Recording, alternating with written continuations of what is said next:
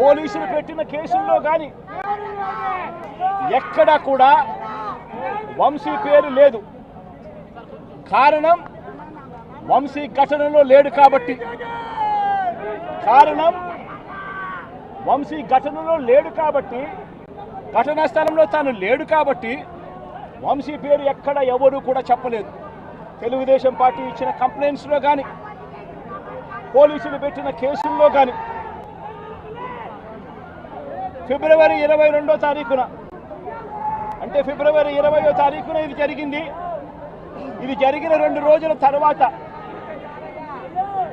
Gannavaram TDP office ఆపరేటర్గా, data entry ఆపరేటర్గా పనిచేస్తా ఉన్న సత్యవర్ధన్ అనే ఈ దళిత యువకుడిని మంగళగిరిలోని టీడీపీ ఆఫీసుకు చంద్రబాబు నాయుడు గారు మనుషులను పిలిపించుకొని ఈ సత్యవర్ధన్ అనే వ్యక్తి ద్వారా మరో కంప్లైంట్ కూడా ఇప్పించారు. తెల్లటి కాగితం మీద ఆయనతో సంతకం తీసుకొని మరో కంప్లైంట్ కూడా ఇప్పించారు. దాని ఆధారంగా ఎస్టీ ఎస్టీ కేసు కూడా పెట్టారు. కానీ ఆ ఇచ్చిన ఆ కేసులో కూడా, ఆ సత్యవర్ధన్ ఇచ్చిన ఆ కేసులో కూడా అప్పటికి కూడా వంశీ పేరు ఎక్కడా కూడా లేదు. కారణం వంశీ అక్కడ లేడు కాబట్టి, ఘటనా స్థలంలో లేడు కాబట్టి. ఫిబ్రవరి 23వ తారీఖున సత్యవర్ధన్ నుంచి పోలీసులు ఫిబ్రవరి 23, 2023 పోలీసులు ఇదే సత్యవర్ధన్ దగ్గర నుంచి 161 స్టేట్మెంట్ కూడా తీసుకున్నారు. ఆ స్టేట్మెంట్లో, సత్యవర్ధన్ ఇచ్చిన స్టేట్మెంట్లో కూడా ఎక్కడా కూడా వంశీ పేరు ఎక్కడా లేదు. సత్యవర్ధన్ అనే వ్యక్తి ఆ 161 స్టేట్మెంట్లో, పోలీసులకు ఇచ్చిన 161 స్టేట్మెంట్లో తనను ఎవరూ తిట్టలేదని కూడా చెప్పాడు. తాను ఘటన జరిగినప్పుడు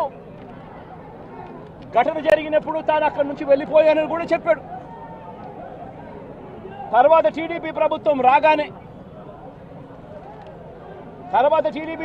రాగానే వంశీని టార్గెట్ చేయడం మొదలుపెట్టారు. జూలై 10, 2024న ఈ కేసును మళ్ళీ రీఓపెన్ చేశారు. రీఓపెన్ చేసి ఆశ్చర్యం కలిగించే విషయం ఏమి తెలుసా? ఇదే సత్యవర్ధన్ అనే వ్యక్తిని తెలుగుదేశం పార్టీ ప్రభుత్వం అధికారంలోకి వచ్చిన తర్వాత మళ్ళీ ఇదే సత్యవర్ధన్ అనే వ్యక్తి దగ్గర నుంచి మళ్ళీ 161 స్టేట్మెంట్ మళ్ళీ తీసుకున్నారు.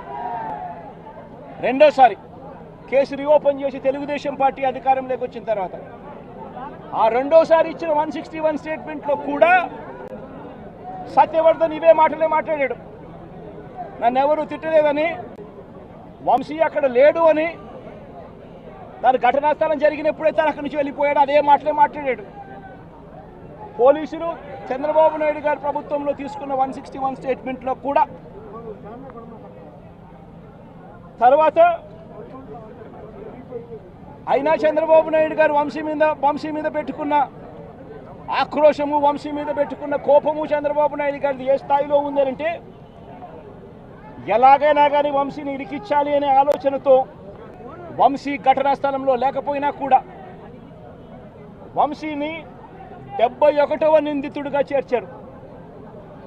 71వ నిందితుడిగా వంశీ పేరును చేర్చారు. అయితే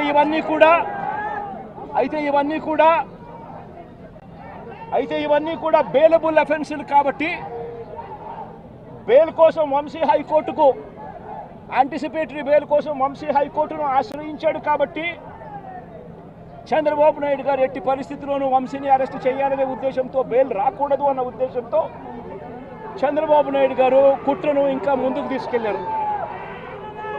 గన్నవరం పార్టీ ఆఫీసును తగలబెట్టే ప్రయత్నం చేశాడు అని చెప్పి మరో ఫాల్స్ కేసు ఒకటి బుక్ చేయడం మొదలుపెట్టాడు.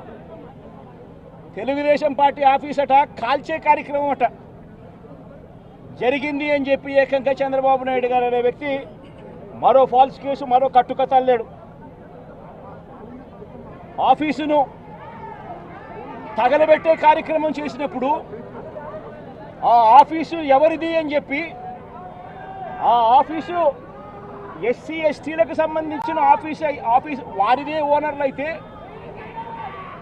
అప్పుడు ఇది నాన్ బెయిలబుల్ సెక్షన్స్ కిందికి వస్తుంది, ఎస్సీ ఎస్టీ కేసు పెట్టచ్చు అనే ఉద్దేశంతో ఏకంగా తెలుగుదేశం పార్టీ ఆఫీసు ఎస్సీ ఎస్టీలదని చెప్పి ఇంకో దొంగ కేసు, ఎస్టీ ఎస్టీలదే అని చెప్పి ఇంకొక దొంగ వాంగ్మూలాన్ని కూడా ఇచ్చేశారు ఇదే పెద్ద మనిషి చంద్రబాబు నాయుడు గారు. వాస్తవం ఏమిటంటే తెలుగుదేశం పార్టీ కాలబడింది లేదు. తెలుగుదేశం పార్టీ ఒక ఎస్సీ ఎస్టీకి సంబంధించిన వ్యక్తికి సంబంధించిన ఆఫీస్ బిల్డింగ్ కూడా కాదు. తెలుగుదేశం పార్టీ ఆఫీసు కడియాల సీతారామయ్య గారు అనే ఎస్సీ కాదు, ఎస్టీ కాదు, కనీసం బీసీ కూడా కాదు, చంద్రబాబు నాయుడు గారికి సంబంధించిన వ్యక్తి ఆయన బిల్డింగ్ అది. అంటే అక్కడ కూడా